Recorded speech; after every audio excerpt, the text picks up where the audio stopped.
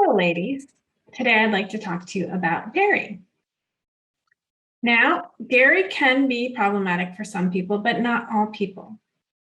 There are some great benefits to dairy in that dairy contains calcium and vitamin D, which is good for bone health. Fermented dairy products, such as yogurt, also contain beneficial bacteria that is good for our gut health and our immune systems. However, allergies and sensitivities to milk are common. In fact, lactose intolerance later in life is extremely prevalent in about 65% of the population.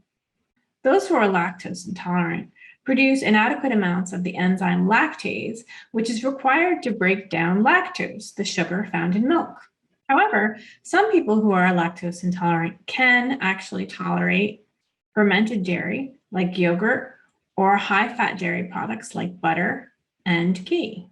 Symptoms of lactose intolerance typically surface 30 minutes to 2 hours after consuming milk.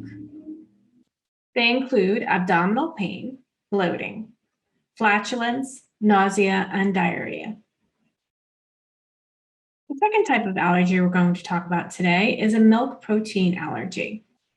The two proteins associated with milk protein allergy are casein and whey.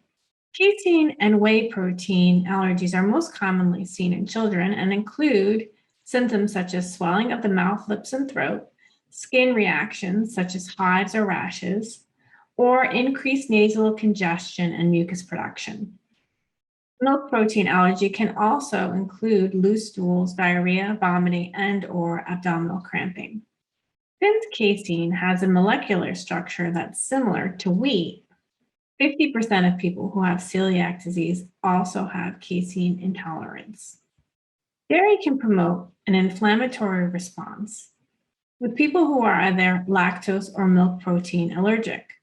If any of the symptoms I mentioned sound familiar, consider eliminating dairy for a month and see if you feel better. High quality, full fat, organic dairy products that are from pasture-raised, grass-fed cows, goats, or sheep. Conventional dairy products are made from milk that contains hormones, chemicals, and antibiotics, which may have negative health consequences. And full-fat dairy is actually shown to be more beneficial than low-fat dairy. In fact, people who consume a lot of low-fat dairy products have higher rates of obesity and greater risk of developing cardiovascular disease, likely because the higher glycemic index and the added sugars that are in low-fat milk products. Dairy products produced from goats and sheep are often better tolerated because they contain lower levels of milk proteins. Goat and sheep milk also contains a more easily digested A2 beta casein, which is a big part of the reason why they're less likely to cause gastrointestinal symptoms and inflammatory responses when consumed. Speaking of A2, we're going to talk a little bit about two different types of beta caseins, A1 and A2. Beta casein, which is a protein, makes up about 30% of the protein of the cow's milk. The structure of the A2 protein is more comparable to human milk, as well as milk from goats, sheep, and buffalo. Historically, cows produced milk that contained A2 form of beta casein.